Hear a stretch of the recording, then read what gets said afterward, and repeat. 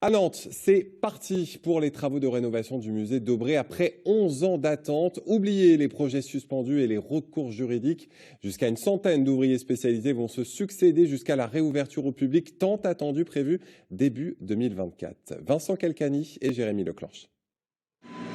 Des blocs de granit jusqu'à 300 kg à déposer puis à reposer à l'identique. Les défis techniques ne manquent pas pour les ouvriers du chantier titanesque qui démarre juste en plein cœur du centre-ville de Nantes. 2 ans de travaux avec 3 bâtiments d'époques bien différentes. On a la chance d'avoir un bâtiment du 15e siècle, un bâtiment aujourd'hui qui est fin 19e, qui est bâtiment palais, et puis un bâtiment Voltaire beaucoup plus récent, qui est des années 70. L'intérêt pour nous, c'est qu'on va travailler sur 5 siècles à peu près de construction. Donc les premières phases et les premières étapes aujourd'hui, c'est un travail de préservation du bâti. Donc on est en train de protéger des parquets.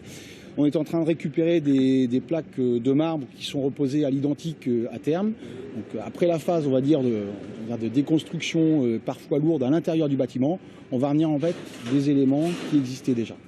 3 bâtiments de 3 époques différentes avec 3 usages spécifiques. Unifier tout cela pour que le futur visiteur s'y retrouve lui aussi, c'est l'autre défi à remplir par le cabinet d'architectes retenu pour le projet. Le trait d'union sera la matière utilisée, le métal oxydé.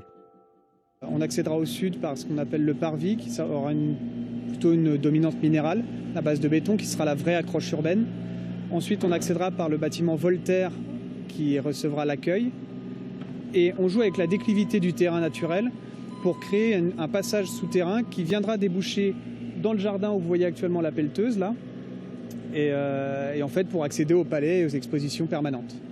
Que verra-t-on justement dans les vitrines pour la réouverture de ce musée prévue début 2024 ? Les conservateurs du musée s'y activent déjà. Vous retrouverez des parties entières connues avec des acquisitions aussi qu'on a faites, notamment les collections préhistoriques, proto-historiques, antiques, médiévales. Sur le médiéval, on a quand même des nouveautés assez extraordinaires.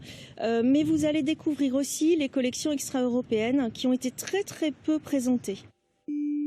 Une balade dans le temps forte de 2600 œuvres, cela paraît beaucoup, mais c'est une goutte d'eau, car les collections du musée d'Aubray sont riches, très riches, plus de 135 000 objets balayant 5000 siècles d'histoire.